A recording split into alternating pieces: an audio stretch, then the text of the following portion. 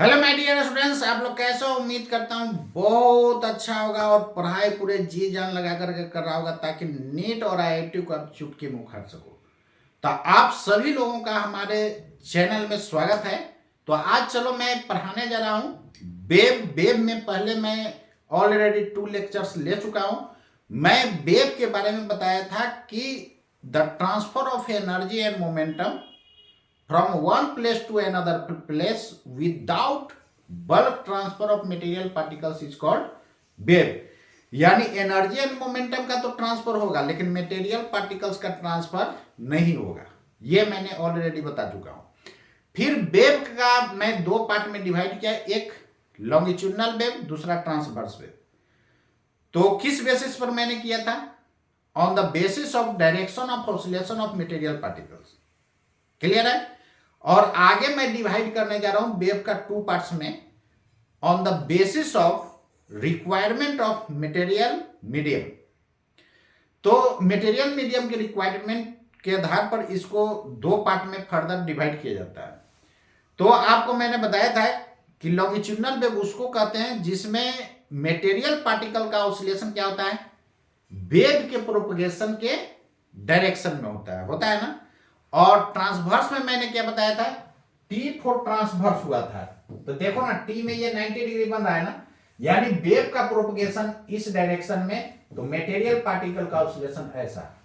मैं ऑलरेडी आपको डिस्कस कर चुका हूं कि यदि मटेरियल पार्टिकल का ऑसिलेशन वेव के प्रोपगेशन के परपेंडिकुलर यदि होता है तो क्या होगा? इस तरह के वेव को ट्रांसवर्स वेव बोला जाता है। और मैं एग्जांपल के तौर पर आपको मैंने बताया था, और यह भी बताया था कि लॉन्गिट्यूडनल वेव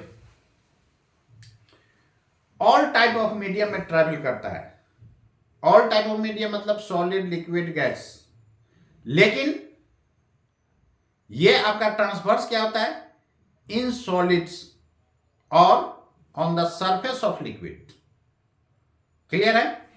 तो चलो आज मैं फर्दर वेव को डिवाइड करने जा रहा हूं 2 पार्ट्स में। और ये on the basis of requirement of material medium. तो एक होता है मैकेनिकल वेव और दूसरा होता है नॉन मैकेनिकल वेव। सेकंड क्या होता है? Non mechanical wave. एक होता है मैकेनिकल वेव तो दूसरा होता है नॉन मैकेनिकल वेव। अब यहां पर ध्यान दोगे, मैकेनिकल वेव किसको कहा जाता है? जिसमें ऐसा वेव जिसमें मीडियम का रिक्वायरमेंट होता है, यानी ऐसा वेव जिसके लिए मीडियम का रिक्वायरमेंट होता है वो क्या होता है? मैकेनिकल वेव होता है। तो चलो, मैकेनिकल वेव किसको कहा जाता है? यानी ऐसा वेव जिसको प्रोपगेशन के लिए मटेरियल मीडियम का रिक्वायरमेंट होता है उसको कौन सा वेव बोला जाता है? मैकेनिकल वेव बोला जाता है। तो ऐसा वेव जिसको ट्रैवल करने के लिए मटेरियल मीडियम का रिक्वायरमेंट होता है that is called mechanical wave. Non मतलब नहीं, यानी जिसको मटेरियल मीडियम का बिल्कुल जरूरत नहीं है उसको क्या बोला जाता है? नॉन मैकेनिकल वेव बोला जाता है। जैसे देखो, लाइट वेव को मीडियम रहे या ना रहे वो फिर भी आएगा। तो जैसे सन से आप क्या जानते हो कि अर्थ से जैसे जैसे ऊपर जाते हो एयर का डेंसिटी घटते जाता है और घटते घटते घटते घटते डेंसिटी जीरो हो जाता है। जीरो क्यों हुआ? डेंसिटी बराबर मास बाई वॉल्यूम होता है। डेंसिटी बराबर क्या होता है? मास बाई वॉल्यूम होता है। जब मास जीरो हो जाएगा तो डेंसिटी क्या हो जाएगा? जीरो हो जाएगा। नहीं, तो जैसे जैसे ऊपर जाओगे एयर का डेंसिटी घटते घटते घटते घटते जीरो हो जाता है। तो जब जीरो हो जाएगा डेंसिटी, इसका मतलब मास जीरो है। मास जीरो कब होगा यार? जब कोई भी पार्टिकल्स वहां पर नहीं होगा, यानी वैक्यूम होगा। क्या होगा? वैक्यूम। क्लियर है? चलो, तो वैक्यूम में भी लाइट ट्रैवल करता है, इसलिए ये कौन सा वेव हो जाएगा? नॉन मैकेनिकल वेव हो जाएगा। क्लियर है? चलो देखो इधर, तो मैकेनिकल वेव किसको बोला जाएगा? जिसको मीडियम का रिक्वायरमेंट होता है। तो फर्स्ट में mechanical wave. What is mechanical wave? Mechanical wave ऐसा वेव जिसको मीडियम का रिक्वायरमेंट होता है that is called mechanical wave. तो क्या लिखोगे? The wave which requires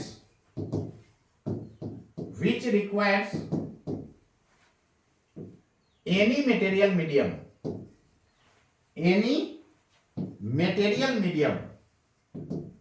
matter से मटेरियल है, मतलब कि कोई ना कोई मैटर होगा, या सॉलिड होगा, लिक्विड होगा, गैस होगा.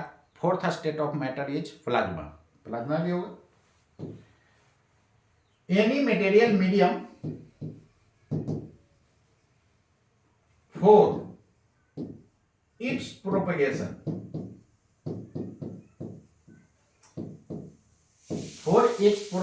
Is called mechanical wave. देखो, जो भी मैं लैंग्वेज यूज कर रहा हूं, ओन लैंग्वेज यूज कर रहा हूं, यही आपको एग्जाम में डिमांड करता है. मैकेनिकल वेव यानी ऐसा वेव जिसको प्रोपगेशन के लिए मटेरियल मीडियम का रिक्वायरमेंट नहीं होता है.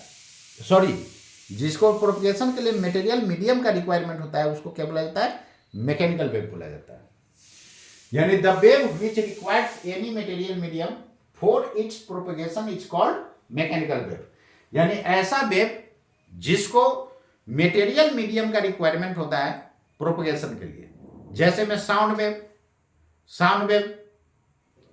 के लिए क्या होगा? मटेरियल मीडियम होगा तभी ट्रेवल करेगा, चाहे सॉलिड हो, चाहे लिक्विड हो, चाहे गैस हो. ऑलरेडी मैं बता चुका हूं कि लॉन्गिट्यूडनल वेव किस में ट्रेवल करता है? Solid, liquid, gas. तो साउंड वेव को ट्रैवल करने के लिए मटेरियल मीडियम का रिक्वायरमेंट होना चाहिए. जब तक मटेरियल मीडियम नहीं है तब तक साउंड ट्रैवल नहीं करेगा. जैसे आप लोग सुना होगा, और नहीं तो मैं सुना रहा हूं, मून का नाम आप लोग सुने हो, चंद्रमा. अरे जिंदगी में नाम सुने हो ना, मून, चंद्रमा.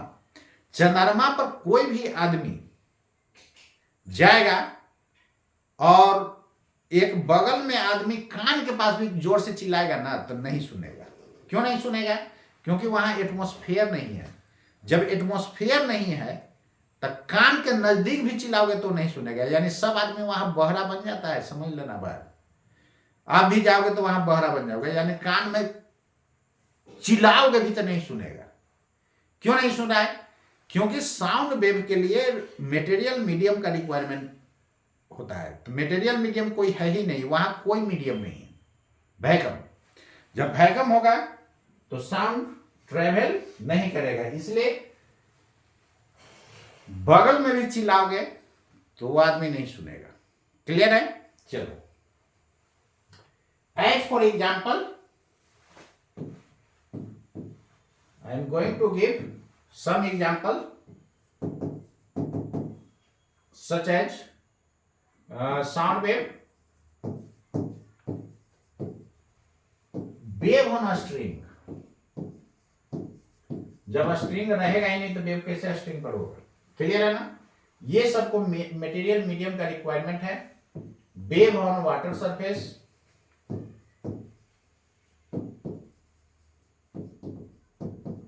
etc. Clear? Wave on water surface, etc. तो आपको मैंने बताया था कि वाटर में कौन सा होता है?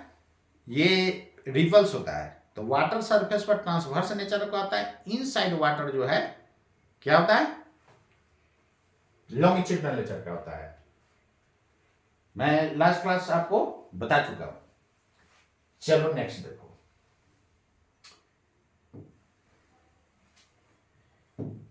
दूसरा है नॉन मैकेनिकल वेव. नॉन मतलब नहीं, यानी इसमें मटेरियल मीडियम का रिक्वायरमेंट नहीं होगा. Non mechanical wave. What is non mechanical wave? Can you define? Anyone? Now I am going to define non mechanical wave. What is non mechanical wave? The wave which requires no material medium for its propagation is called non-mechanical wave. The wave which requires no material medium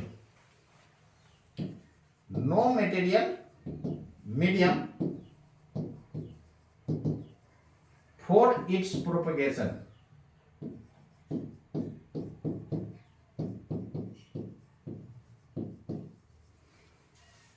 is called non-mechanical wave. Is called non-mechanical wave, यानी इसको non mechanical wave बोला जाएगा। Clear? यदि यहां पर waves कर देते हो, द वेव्स व्हिच रिक्वायर कर देना वहां पर no material medium for, its के जगह हो जाएगा दियर प्रोपगेशन, इच के जगह यहां पर आर हो जाएगा, are called non mechanical waves. Clear है ना? चलो, तो इसको मटेरियल मीडियम का रिक्वायरमेंट नहीं होता है प्रोपगेशन के लिए। एज फॉर एग्जांपल, जैसे में लाइट वेव हो गया, ऐसा कोई भी इलेक्ट्रोमैग्नेटिक वेव, चाहे रेडियो वेव हो, लाइट वेव हो, ये सब इलेक्ट्रोमैग्नेटिक वेव है। तो इलेक्ट्रोमैग्नेटिक वेव को मीडियम का रिक्वायरमेंट नहीं होता है। लाइट वेव हो गया, रेडियो वेव हो गया, इटीसी। क्लियर? यानी ऑल इलेक्ट्रोमैग्नेटिक वेव, इसमें आ जाएगा ऑल इलेक्ट्रोमैग्नेटिक वेव। इसको शॉर्ट में EMW बोला जाता है, इलेक्ट्रोमैग्नेटिक वेव। EMW मतलब इलेक्ट्रोमैग्नेटिक वेव। तो जितना भी इलेक्ट्रोमैग्नेटिक होगा, इलेक्ट्रोमैग्नेटिक वेव होगा, वो सब क्या होगा? नॉन मैकेनिकल होगा। क्लियर? चलो,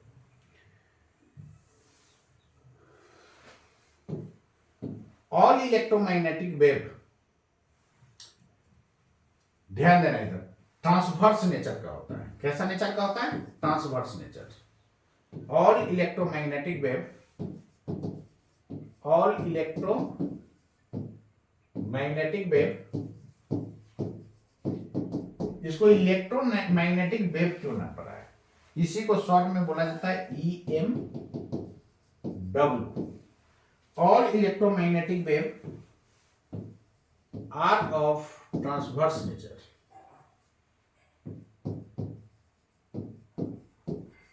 यानी जितना भी इलेक्ट्रोमैग्नेटिक वेव है, सबका सब किस में होता है? ट्रांसवर्स नेचर का होता है। क्लियर? ध्यान देना इधर, इलेक्ट्रोमैग्नेटिक नाम पड़ा है। Electro for electric field, magnetic for magnetic field हो जाएगा। इसमें इलेक्ट्रिक फील्ड और मैग्नेटिक फील्ड क्या करता है? ऑसिलेट करता है, परपेंडिकुलर ऑसिलेट करता है। क्लियर? जितना भी इलेक्ट्रोमैग्नेटिक वेव है, सबका स्पीड जो है, speed of all electromagnetic wave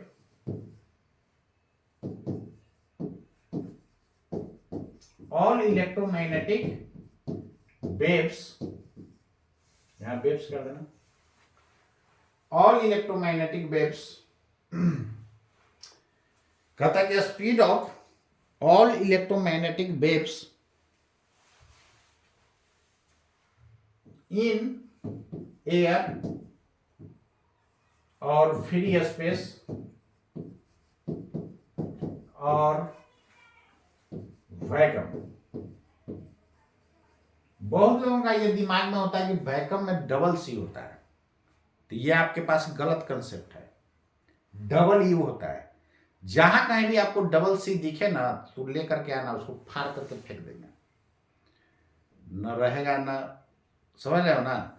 यानी आप लोग वैक्यूम बोलते हो, वैक्यूम नहीं यार ट्रेन में वैक्यूम होता है, वैक्यूम नहीं। ट्रेन में जो वैक्यूम होता है, उसको वैक्यूम बोलते हो, वैक्यूम हो गया। इसका मतलब इसमें डबल यू होता है बाबू। Free space vacuum is 3 × 10⁸ metre per second. जितना भी इलेक्ट्रोमैग्नेटिक वेव होगा बच्चों, सबका स्पीड एयर में, फ्री स्पेस मतलब कुछ नहीं हुआ, एयर में और लगभग वैक्यूम में क्या होता है? सेम होता है, वैक्यूम में लगभग सेम होता है। क्यों? क्योंकि एयर का रिफ्रैक्टिव इंडेक्स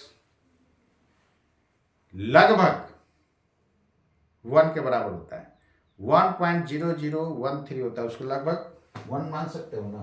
क्लियर? यानी एयर का रिफ्रैक्टिव इंडेक्स वैक्यूम के बराबर होता है। याद रहेगा? लो ना, पूरा एयर लिख दे रहा हूं। इसलिए speed of air approximately equal to speed of vacuum.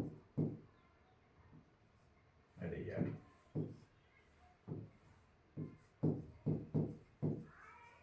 Clear? अब चलो आगे देखो।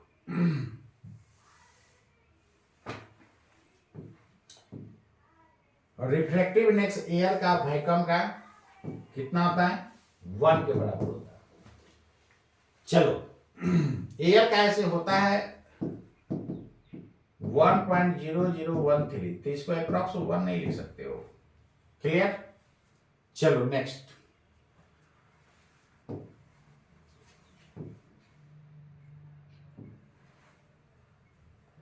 लिख लो,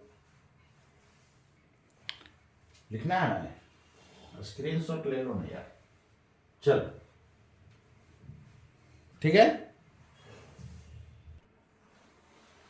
ये रिफ्रैक्टिव इंडेक्स 1.1 और 0 होता है जी, 003 होता है अप्रॉक्स। तो लगभग कितना आ गया? 1। एक और 0, बताओ कितना कम है? बहुत कम है।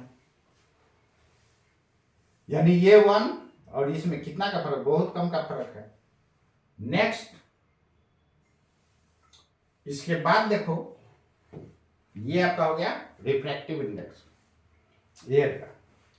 यानी ऑल इलेक्ट्रोमैग्नेटिक वेव का जो है स्पीड जो होगा वो 3 × 10⁸ मीटर पर सेकेंड, एयर में, वैक्यूम में और फ्री स्पेस में। इसके बाद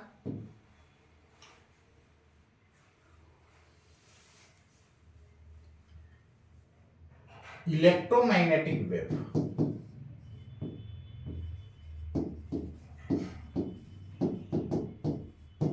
ये क्या है? देखो, ऐसा वेव जिसको मीडियम का रिक्वायरमेंट नहीं होता है। ये नॉन मैकेनिकल वेव का एग्जांपल मैंने लिया था। तो जितना भी इलेक्ट्रोमैग्नेटिक वेव होगा सब का सब क्या होगा? नॉन मैकेनिकल वेव होगा। इसलिए नॉन मैकेनिकल को इलेक्ट्रोमैग्नेटिक वेव भी बोला जाता है। तो नॉन मैकेनिकल वेव को क्या बोला जाता है? इलेक्ट्रोमैग्नेटिक वेव भी बोला जाता है, क्योंकि जितना भी इलेक्ट्रोमैग्नेटिक वेव है उसको मीडियम का रिक्वायरमेंट नहीं होता। क्लियर है? चलो, इसमें क्या होता है कि इलेक्ट्रिक फील्ड और मैग्नेटिक फील्ड दोनों परपेंडिकुलर ऑसिलेट करता है। इधर इलेक्ट्रिक फील्ड ऑसिलेट करेगा तो इस डायरेक्शन में मैग्नेटिक फील्ड ऑसिलेट करेगा, और दोनों के परपेंडिकुलर फील्ड का डायरेक्शन होता है। तो इलेक्ट्रिक फील्ड और मैग्नेटिक फील्ड क्या होता है? परपेंडिकुलर ऑसिलेट करता है। तो वेव का प्रोपगेशन किधर होगा? वेव का प्रोपगेशन परपेंडिकुलर होता है, ये जेड एक्सिस है।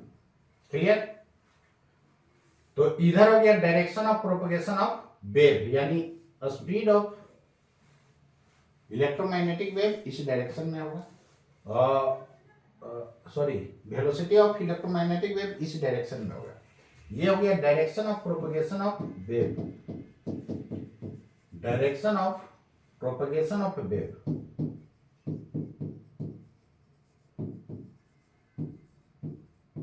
क्लियर? तो जिस स्पीड से ये ट्रेवल करेगा वो क्या हो जाएगा? Speed of wave. ये तीनों में रिलेशन क्या होता है? E बराबर BC याद रखना, where E is the electric field, B is the magnetic field. E को बोला जाता है इलेक्ट्रिक फील्ड और B को मैग्नेटिक फील्ड या मैग्नेटिक इंडक्शन। क्लियर? या magnetic field intensity, all are same. C क्या है? Speed of electromagnetic wave. Clear?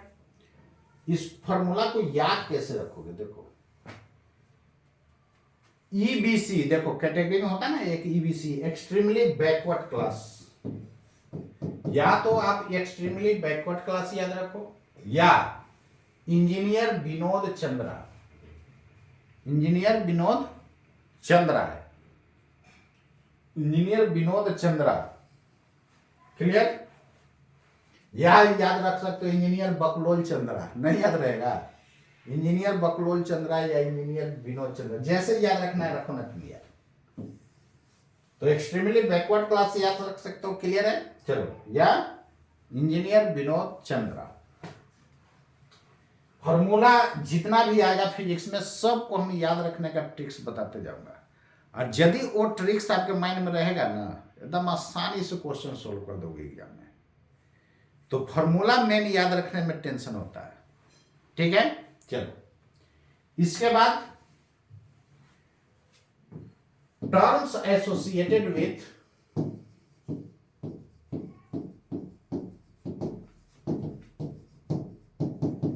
Wave motion. ऐसे आप लोग एसएचएम में पढ़ चुके हो, नहीं भी कर रहे हो नो प्रॉब्लम। बहुत लोगों का ये दिमाग में होता है कि बिना एसएचएम के ये वेव कैसे समझ में आएगा। और देखना, हम एसएचएम तो नहीं पढ़ाए, एक एक लाइन भेजा में जाएगा, एक एक लाइन भेजा में जाएगा, एक बात ध्यान रखोगे। लेकिन बहुत जगह ये सुनता होगा कि बिना एसएचएम के वेव कैसे समझ में आएगा। यार ये सब पढ़ाने पर डिपेंड करता है। देखना, एक एक लाइन आपको समझ में आएगा। चलो, ऐसे जो लोग पढ़ चुके हो उसको कोई प्रॉब्लम नहीं है। चलो, नहीं भी पढ़े हो नो प्रॉब्लम, टेंशन नहीं लेना। चलो देखो इधर, एम्पलीट्यूड क्या होता है? एम्पलीट्यूड, ध्यान देना इधर। Terms associated with wave motion, मतलब वेव मोशन से रिलेटेड जितना भी टर्म्स है उसको मैं डिफाइन कर देता हूं। एम्पलीट्यूड, अब यही देखो, हम केवल बस आते हैं डायरेक्ट शाम का क्वेश्चन करवाने लगते, कुछ कंसेप्ट हो पाता नहीं होता। फिर यही होता है, आज हमारे यहाँ पढ़ रहे हो तो कल दूसरे के यहाँ पढ़ोगे, फिर तीसरे के यहाँ पढ़ोगे, और हर एक बार आपका मार्क्स सही नहीं आ पाएगा नीट में चाहे आईआईटी में। तो आप लास्टली जो है परास्त हो जाते हो, मतलब कि आपका कॉन्फिडेंस लूज हो जाता है। तो ये लूज नहीं होने देना है दोस्तों। तो कॉन्फिडेंस लूज होने के बाद आप क्या करते हो? अरे यार बहुत टफ है फिजिक्स। फिजिक्स टफ नहीं, आप फिजिक्स को टफ बना दिए हो।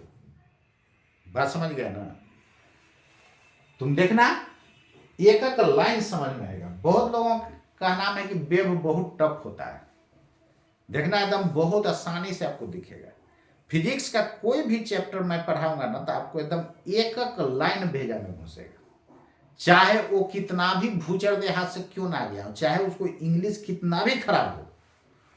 बहुत लोग के ये दिमाग में होता है कि हम स्टेट बोर्ड से आए तो हमको तो कुछ इंग्लिश में समझ में नहीं आता, एक एक लाइन भेजा में जाएगा। तो ये सब पढ़ाने पर डिपेंड करता है किस तरह उसको आप हैंडल कर रहे हो।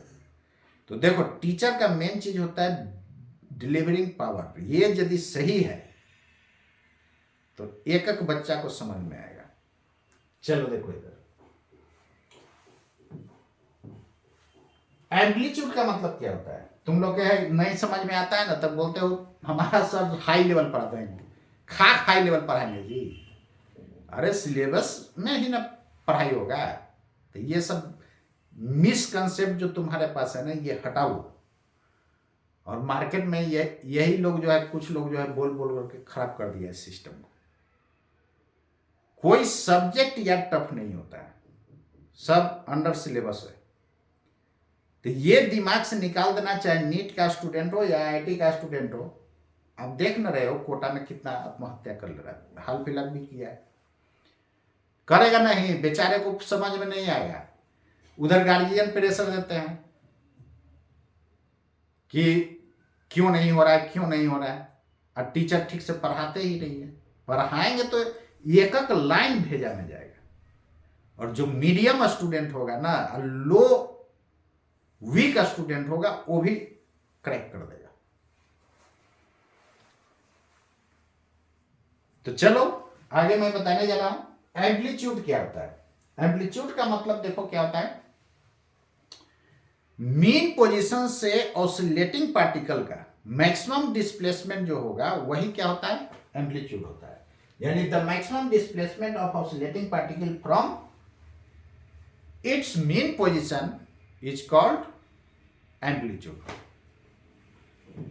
इसलिए आपको शुरू में जितना कंसेप्ट है, देखो फर्स्ट 3 क्लास ही आपका मेन कंसेप्ट रहेगा, और जितना हम उतना ही थ्योरी लिखा रहा हूं जितना आपको जरूरत है, और जितना मैं थ्योरी लिखा रहा हूं इससे आपको बाहर नहीं आएगा, इसको आप रेडी कर लेना। थ्योरेटिकल भी क्वेश्चन पूछेगा तो इसके अंदर रहेगा, और इतना थ्योरी यदि आपके पास है तो दुनिया का कोई क्वेश्चन आप बना सकते हो, एक बात ध्यान रखना। हाँ देखो, आप मान लेते हैं कि 2 क्वेश्चन नहीं बना तो फ्रस्ट्रेट नहीं हो जाए, 100 गो में 2 गो नहीं बना तो क्या प्रॉब्लम है यार। वो तो न्यूटन साहब से भी याद है, इसी में पढ़ाएंगे, इसी चैप्टर में शाम में, कि न्यूटन साहब फॉर्मूला जो ड्राइव किए वो गलत हो गया, तो लैपलास साहब दौड़ते हुए आपको कुछ सही कर दी। तो यार जब न्यूटन साहब परफेक्ट नहीं है तो हम और आप क्या हो, कुछ नहीं। तो ये दिमाग से निकाल दो। हाँ, मैक्सिमम क्वेश्चन आपसे बनना चाहिए, 100 क्वेश्चन है तो 80 प्लस आपसे बनना चाहिए। बात समझ गए ना, 80 से कम बन रहा है, समझ लो आपके पास कंसेप्ट नहीं आया है। और जब कंसेप्ट नहीं आया है तो आप फ्रस्ट्रेट कर जाओगे, और वही लास्टली जो कोटा में लोग सुसाइड करा वही हो जाता है। तो इसलिए सभी टीचर्स से भी मैं रिक्वेस्ट कर रहा हूं, बच्चे को डिटेल पढ़ाएं और अच्छे से पढ़ाएं, उसको फ्रस्ट्रेट नहीं करें। कितना लोग तो कहते हैं गधा है सब क्या पढ़ेगा। अरे भाई, बच्चा गीला मिट्टी होता है, जैसे ढालिएगा वैसे डलाएगा। तो बच्चा को मोटिवेट कीजिए, और मोटिवेट करते करते जो बैच खराब भी रहता है ना उसको मोटिवेट करते करते ऑल सब्जेक्ट में सही कर देता हूँ। भले हम फिजिक्स पढ़ाता हूँ लेकिन मोटिवेशन बहुत जरूरी है, कैसे पढ़ाई करना है ये बहुत जरूरी है। चलो देखो इसके बाद amplitude, the displacement of the maximum displacement of, इसलिए कोई उबियाना नहीं, थ्योरी दे रहा हूं तो ये मत समझना कि हमको तो आईआईटी करना है, नीट करना है। यही कारण हर बारी में तुम गड़बड़ कर देते हो, कंसेप्ट आता नहीं है, अंधेरा में तीर चलाते रहते हो। तो हड़बड़ाना नहीं, हमारा किसी भी बैच में सिलेबस कभी डिले नहीं होता है, एक बात ध्यान रखना। इतना डिटेल पढ़ाता हूं ना, फिर भी first week of February maximum second week syllabus finish. जो बैच जून तक चालू हो रहा है वो सब फिनिश हो जाएगा। जुलाई वाला थोड़ा चल जाता है, फुल फरवरी चल जाता है, तो टेंशन नहीं लेना है, आपको बिफोर सिलेबस खत्म कर दिया जाता है। तो जितना भी बड़े बड़े इंस्टीट्यूट में रहा है सब जगह मेरा ऑन टाइम सिलेबस खत्म होता था।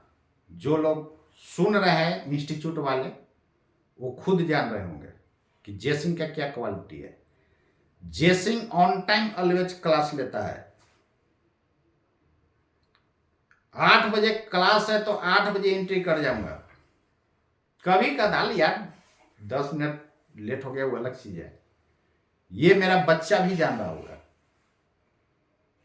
फुल्ली और नेस्टली क्लास लेता हूं और टाइमली सिलेबस खत्म करता हूं। ये मैं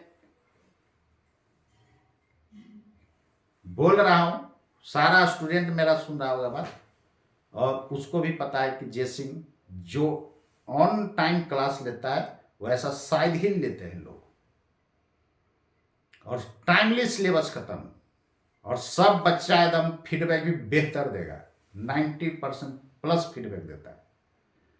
बात है कि बेचारा 90% प्लस को समझ में आ रहा है तो क्यों खराब देगा जी। सबके भेजा में घुसता है, वो तो हमको बोलने से क्या होगा, वो तो आप देख ही रहे हैं। अब देखिए हम पढ़ा रहे हैं पूरा सम, कोई भी चैप्टर में पढ़ाऊंगा आपके एक एक लाइन भेजा में घुसेगा। तो खाली रेगुलर रहना जरूर। और जो लोग रेगुलर नहीं हो, मैं यूट्यूब पर वीडियो डाल भी दे रहा हूं। यूट्यूब पर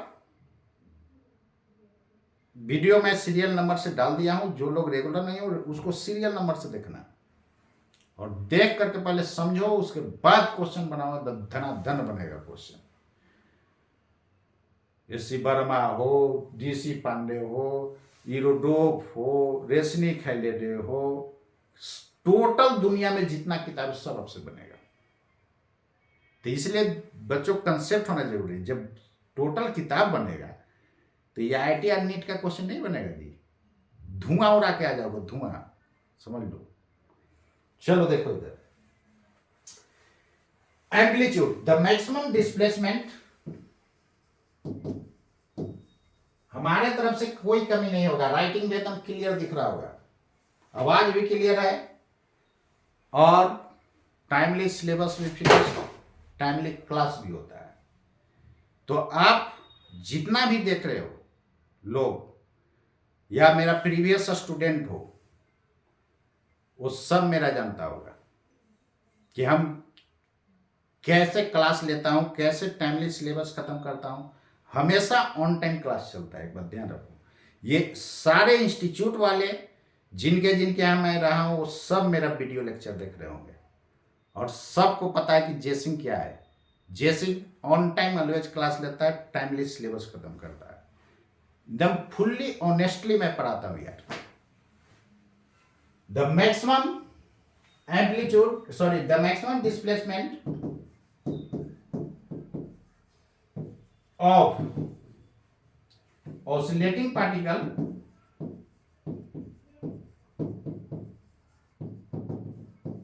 from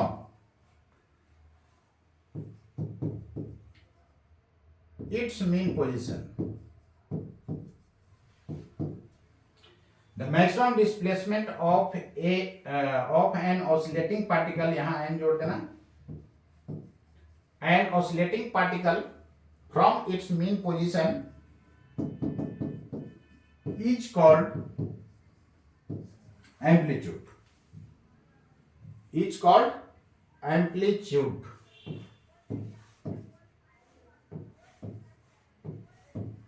Is called amplitude. Clear?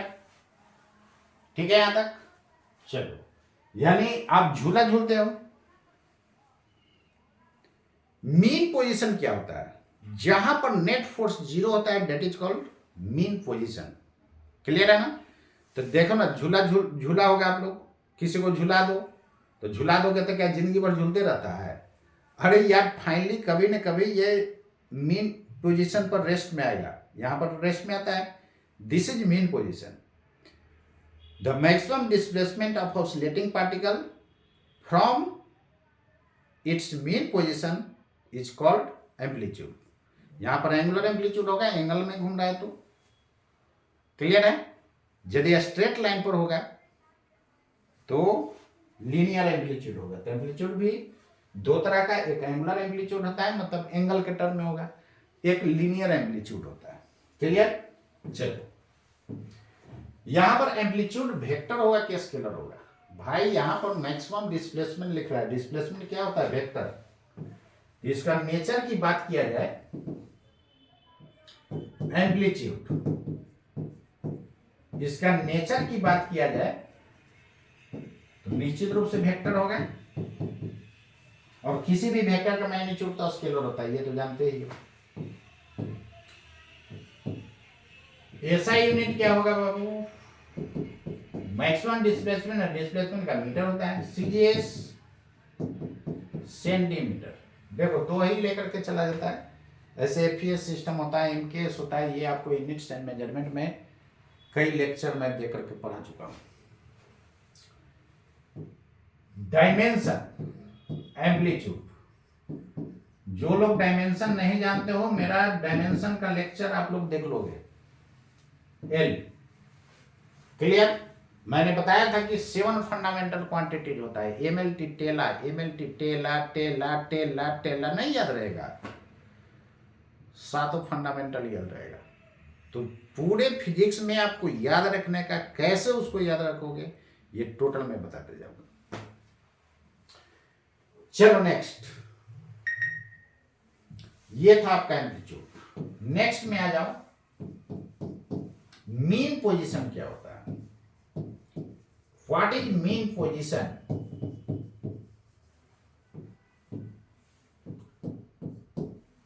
जहां पर नेट फोर्स 0 होता है, the position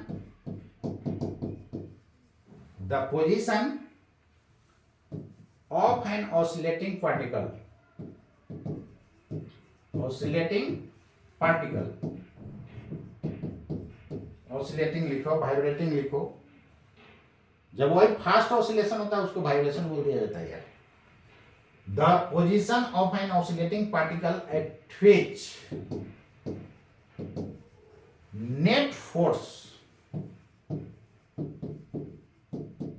net force acting on the particle, net force acting on the particle is 0, is called mean position।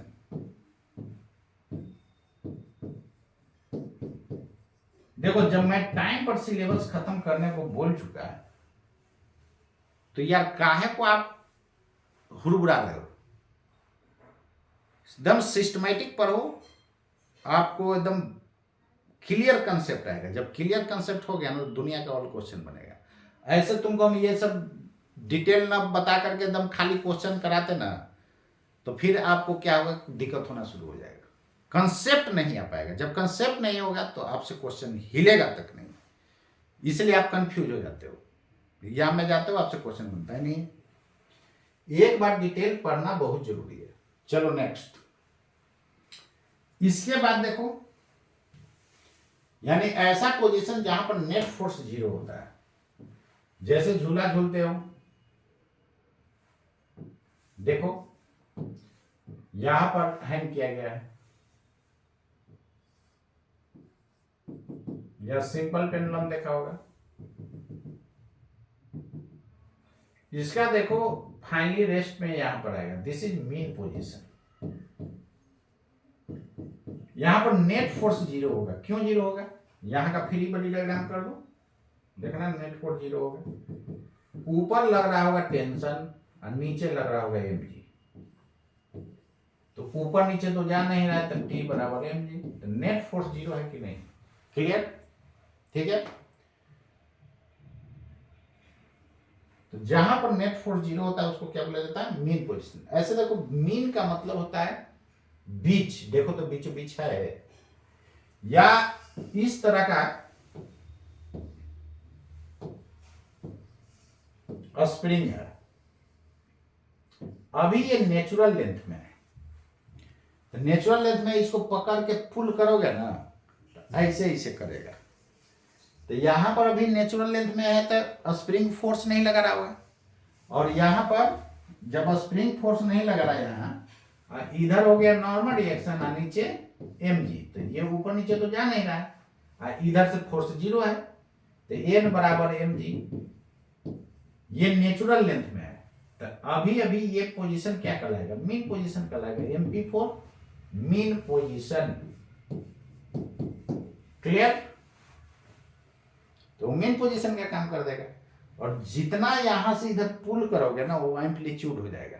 और उसी एम्पलीट्यूड, देखो एक्चुअली एम्पलीट्यूड इसका घटते जाएगा। इसको पुल करके छोड़ दोगे तो जिंदगी भर इसे करते रहेगा, अरे यार रुक जाएगा फाइनली। इसका मतलब ये हुआ कि धीरे धीरे एम्पलीट्यूड घटते जाता है। रियल में यही होता है कि एम्पलीट्यूड धीरे धीरे घटते जाएगा, और घटते घटते फाइनली रेस्ट में आ जाता है। लेकिन आपको सिलेबस में कांस्टेंट एम्पलीट्यूड के लिए पढ़ना है, थोड़ा सा डैम्प्ड ऑसिलेशन पढ़ना है। डैम्प्ड ऑसिलेशन मतलब कि जितना भी ऑसिलेशन इस दुनिया में है, सब डैम्प्ड ऑसिलेशन ही होता है। डैम्प्ड करने का मतलब धीरे धीरे वो एम्पलीट्यूड घटते घटते घटते घटते क्या हो जाता है? 0 हो जाता है, और फाइनली रेस्ट में आ जाता है सिस्टम। लेकिन आपको सिलेबस लेकर के चलना है कि एम्पलीट्यूड कांस्टेंट है। ये कब हो सकता है? जब डिसिपेटिंग फोर्सेज के कारण जो है वर्क जीरो हो जाए। तो देखो यहाँ डिसिपेटिंग फोर्स कौन है? फ्रिक्शन होगा, एयर रेजिस्टेंस होगा। यदि इसको नेग्लेक्ट कर दो तो एक बार इसको इधर पुल कर दोगे ना, जिंदगी भर इसे करते रह जाएगा। सही बात है। या तुम झूला झूलते हो तो जहां पर ये बंधा हुआ है इसको पॉइंट ऑफ सस्पेंशन बोलते हैं। सस्पेंड मतलब लटकाना, तो पॉइंट ऑफ सस्पेंशन हो गया। तो यदि एयर नहीं रहे और यहां फ्रिक्शन नहीं रहे तो एक बार किसी को झुला दोगे ना तो जिंदगी भर इसे झूलते रह जाएगा। समझ क्लियर? यानी कांस्टेंट एम्पलीट्यूड से जिंदगी भर झूलते रह जाएगा। तो इसलिए याद रखना है कि आपको सिलेबस में कांस्टेंट एम्पलीट्यूड लेकर के चलना है। थोड़ा सा डैम्प्ड ऑसिलेशन का फॉर्मूला भी हम लोग पढ़ेंगे और डैम्प्ड ऑसिलेशन क्या होता है इसके बारे में मैं बताऊंगा। नाम से ही क्लियर पता चला, डैम्प्ड मतलब कि उसका धीरे धीरे घटना शुरू होगा। ये कब होगा? वही जो है डिसिपेटिंग फोर्सेज जैसे फ्रिक्शन हो गया, एयर रेजिस्टेंस हो गया, उसके कारण एनर्जी लॉस होते जाता है। तो धीरे धीरे उसका क्या होगा? एम्पलीट्यूड घटते घटते घटते घटते फाइनली सिस्टम क्या हो जाएगा? रेस्ट में आ जाएगा। तो ये रहा आपका मीन पोजीशन। क्लियर? तो एम्पलीट्यूड क्या होता है, मीन पोजीशन क्या होता है, ये मैं बता चुका। क्लियर? अब चलो नेक्स्ट। बहुत लोगों का नाम है कि छोटा छोटा ही क्लास लिया जाए। ऐसे देखो 2 घंटा का लूंगा तो आप भी नहीं देखोगे, यूट्यूब पर भी डालूंगा तो आप नहीं देख पाओगे। फिर ऐसे क्लास में 2 घंटे का लेक्चर होता है। 2 घंटा हो गया, कहीं 1.5 घंटा हो गया, कहीं 1 घंटा हो गया। तो आकाश में 1 घंटा 15 मिनट का होता है। क्लियर है ना? बाकी लोग जो है फिर में 1.5 घंटा का हो गया क्लास, या बहुत जगह इंस्टीट्यूट में भी लोग का होता है 1.5 घंटे का। तो क्लास कितना का भी रहे उसके अनुसार सिलेबस खत्म होना चाहिए। क्लियर? चलो देखो इधर, तो ये आपका हो गया मेन पोजीशन। अब चलो मैं बताने जा रहा हूं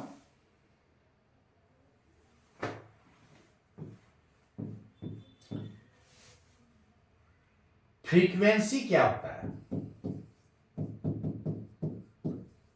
frequency, what is frequency? The number of oscillations oblique कहने का मतलब, और द नंबर ऑफ ऑसिलेशंस दिख रहा है ना, वाइब्रेशंस, वाइब्रेशन भी बोल सकते हो, नंबर ऑफ ऑसिलेशंस, वाइब्रेशंस और साइकिल्स और रिवोल्यूशंस और रोटेशंस और trips per second is called frequency, is called frequency. इसका क्या मतलब? कहता है कि the number of oscillations, vibrations, cycles, revolutions, rotations, trips per second is called frequency.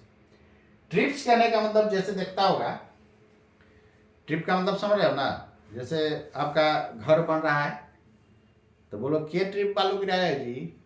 2 trip, मतलब एक बार गया होगा फिर लाया होगा, फिर गया होगा फिर लाया होगा। क्लियर है? इसलिए ट्रिप भी बोला जाता है। साइकिल्स बोलो, रिवोल्यूशंस बोलो, ऑसिलेशंस बोलो, वाइब्रेशंस बोलो। क्लियर? चलो देखो, टाइम पीरियड क्या होता है? Time period, what is time period? एक ऑसिलेशन या एक साइकिल में जो टाइम लगता है that is called time period. The time taken the time taken to complete one revolution, उसी में क्या लिख दो, oscillation,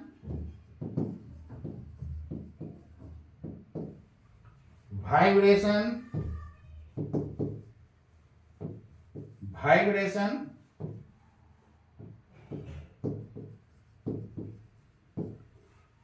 cycle,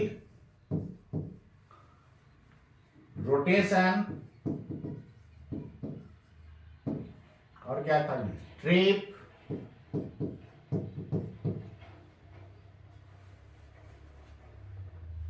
is called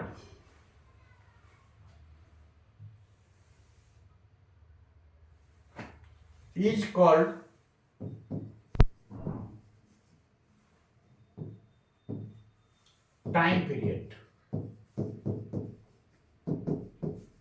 मतलब एक ऑसिलेशन में जो टाइम लगता है that is called time period. देखो ना, मान लो कि टी टाइम में कितना ऑसिलेशन, एक ऑसिलेशन नहीं, अरे एक टाइम पीरियड में कितना ऑसिलेशन, एक ऑसिलेशन, क्योंकि एक ऑसिलेशन में जो टाइम लगता है that is called time period. Therefore 1 second में कितना ऑसिलेशन, तो 1 सेकंड में इतना ऑसिलेशन हो जाएगा। 1 सेकंड में जितना ऑसिलेशन होता है उसको क्या बोलते हो, फ्रीक्वेंसी बोलते हो कि नहीं। तो ये दोनों में रिलेशन हो जाएगा। Clear? The relation between frequency and time period, ये एंड का सिंबल होता है जी, पता है ना, पीरियड। कितना हो जाएगा, न्यू बराबर 1/t। फ्रीक्वेंसी को न्यू से दिखाओ, एन से दिखाओ, सिंबल है यार, एन से दिखाओ या एफ से दिखाओ या न्यू से दिखाओ, 1/t, इसको न्यू बोला जाता है। क्लियर? ये हो गया relation between frequency and time period, याद रखोगे। क्लियर है? अब चलो, यूनिट क्या होगा, टाइम पीरियड का यूनिट तो जान ही रहे हो, unit and dimension, unit and dimension of time period is same as time. Clear? Next point,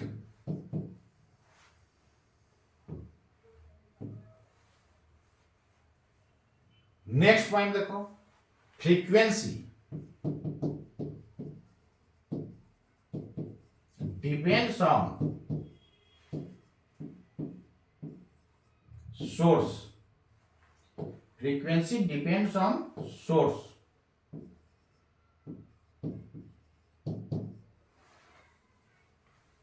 Depends on nature of source, लिखो ज्यादा अच्छा रहेगा, nature of source।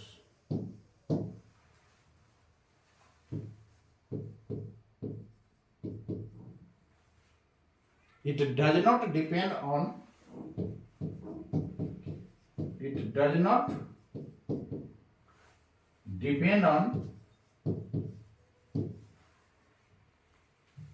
nature of medium।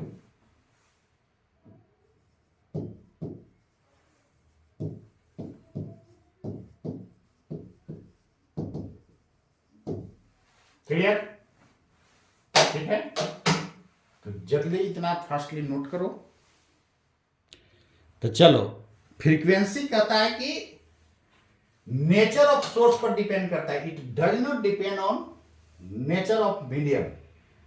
अब बताओ, ये थ्योरी से आईआईटी में एक बार एकदम इसी लाइन से क्वेश्चन पूछ दिया है, जा करके देख लेना। तो आईआईटी के क्वेश्चन बैंक में आपको मिलेगा कि एक 6Hz वाला साउंड वेव एयर से वाटर में गया, तो वाटर में उसका फ्रीक्वेंसी क्या हो जाएगा। अरे भाई, अभी बताया ना कि मीडियम पर डिपेंड नहीं करता है, तो 6Hz वाला साउंड वेव एयर से वाटर गया तो फ्रीक्वेंसी वही रह जाएगा। जाकर के देख लेना, पूछा हुआ है। इसलिए मैं 50 बार बोल रहा हूं कि हड़बड़ा करके मत आगे जाओ। जब हम टाइम पर सिलेबस खत्म करते हैं, तू टेंशन काहे को लेता है? वो सब सिलेबस खत्म करना मेरा टेंशन है, तुम पढ़ो ना मन से यार। तो frequency does not depends on nature of sources. Nature of sources इसका क्या मतलब? जैसे देखो मेरा फ्रीक्वेंसी अलग होगा, नहीं, यानी सोर्स पर डिपेंड करेगा। कोई दूसरा स्टूडेंट आप इंट्रोडक्शन दोगे तो आपका आवाज का फ्रीक्वेंसी अलग होगा, चेंज वेरिएशन आएगा, अलग अलग पर्सन बोलेगा, उसका यार फ्रीक्वेंसी चेंज हो रहा है। एक लेडीज बोले, एक जेंट्स बोले, किसका फ्रीक्वेंसी हाई? लेडीज का यार। तो लेडीज का फ्रीक्वेंसी जनरली जेंट्स से ज्यादा होता है। अब बोलेगा कि जनरली क्यों लगाए, चलो उसका भी रीजन बता रहा हूं। जनरली इसलिए लगाया गया है कि कभी कभी देखता होगा कि जो बुरा नहीं मानना, कोई होगा तो झोपड़पट्टी में देखता होगा कभी कभी लेडीज को खूब तंबाकू खींचती है, बीड़ी खूब पीती है धूप करके, उसका आवाज देखना वो जेंट से भी ज्यादा भद्दा होता है। श्रील कहने का मतलब आवाज सुरीला, और ग्रेव मतलब वही भद्दा, ग्रेव आवाज। तो उसका जेंट से भी ज्यादा ग्रेव होता है। एक आध वो लेडीज का अवसर देखोगे तो बोलोगे सर आपने तो बोला था कि लेडीज का फ्रीक्वेंसी जेंट से ज्यादा होता है, इसलिए तो जनरली लगाया गया है। एक आध वो ऐसा मिलेगा, कोई कोई जेंट्स का भी देखते हो, लगता है बोलेगा ना तो लगेगा लड़की की आवाज है। क्लियर है? तो इसलिए जनरली लगाया गया है। तो जनरली जो है क्या लिखोगे? जनरली लगा दिया पहले। Generally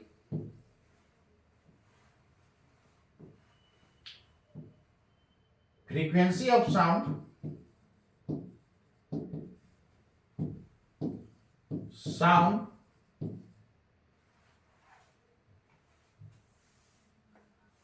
emitted by female is greater than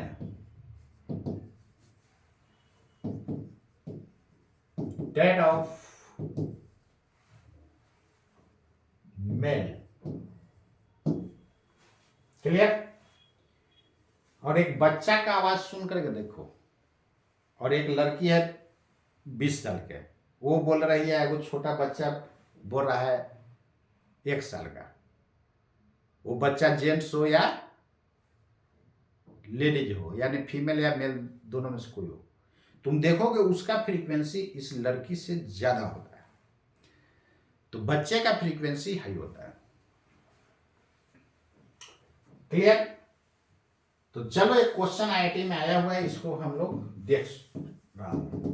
IIT का क्वेश्चन है जी, देख लेना, शायद 2002 में या समथिंग कुछ पूछा है, देख लेना एक बार, याद नहीं, लेकिन आया हुआ है 2002 से, वही 2000 से 5 के बीच देखना ना, उसी में आया हुआ है। When a sound wave और फ्रीक्वेंसी भी देख लेना, शायद 6Hz ही था, और फ्रीक्वेंसी 6Hz, साउंड वेव छूट गया, हाँ ठीक है, sound wave of frequency 6Hz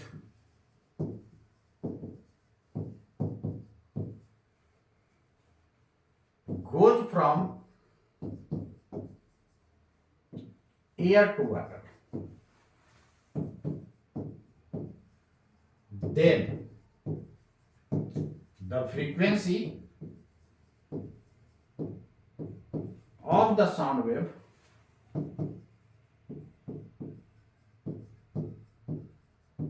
in water is option A में 4hz, बी में 8hz, सी में 6hz, डी में नन। ध्यान देना लोग क्या करेगा वो बता रहा हूं। देखेगा कि ये एयर में फ्रीक्वेंसी दिया है, वाटर में फ्रीक्वेंसी कैसे निकलेगा भाई, उसमें तो स्पीड चाहिए, तो वो किसको मार देगा, सीधे नन मार देगा, सीधे नन मार देगा। ध्यान रखना, इसलिए आपको मैं बताया कि हड़बड़ाना नहीं, जैसे मैं पढ़ा रहा हूं वैसे पढ़ो। और बहुत लोग के ये दिमाग में होता है, इसलिए देखो 95% को फिजिक्स नहीं समझ में आता है, सही बता रहा हूं, 5% को समझ में आता है। अदर जगह की बात बता रहा हूं, मेरे यहाँ तो 95% प्लस लोग को समझ में आता है। फीडबैक भी जबरदस्त देता है मेरा, जितना इंस्टीट्यूट मेरा एकदम गड़ा फीडबैक दिया। तो चलो मैं ये चीज बताने जा रहा हूं कि जब तुम थ्योरी नहीं पढ़ता है, ये क्वेश्चन आपसे बनता है, ये तो चला जाता हवा में, खाली प्रॉब्लम पर प्रॉब्लम बनाते जा रहे हो। फ्रीक्वेंसी सोर्स के नेचर पर डिपेंड करता है, इसलिए एयर से वाटर में जाएगा तो फ्रीक्वेंसी वही रहेगा दोस्तों। क्लियर है?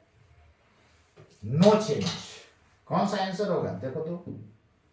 और जो पहले आईआईटी में पूछ चुका है एकदम सीधे उठाता है, नीट में डाल देता है, एकदम डिजिट टू डिजिट, डेटा सब वही, बहुत बार पूछा है, नीट में रिपीट कर दिया है।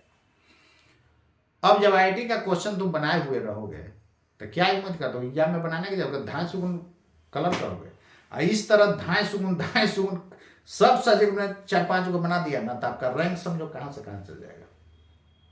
बात समझ रहे हो कि नहीं? तो ये फ्रीक्वेंसी सोर्स के नेचर पर डिपेंड करता है। पर्सन टू पर्सन फ्रीक्वेंसी क्या होता है बच्चों, वेरी करते जाता है, लेकिन ये मीडियम के नेचर पर डिपेंड नहीं करता है। तो मीडियम के नेचर पर ये डिपेंड नहीं करता है, पर्सन टू पर्सन ये वेरी करता है। अलग अलग पर्सन बोलेगा अलग अलग होगा। आप बोलोगे कि सर एक ट्रांसजेंडर भी होता है, वो उसका वेरी करेगा यार, हमारा कुछ अलग है, उसका अलग है, आपका अलग है। तो उम्मीद करता हूं बच्चों यहां तक आपको भेजा में चला गया होगा। तो आज के लिए इतना ही, और फिर मिलता हूं नेक्स्ट क्लास। तब तक के लिए आप सभी को हमारे तरफ से नमस्कार।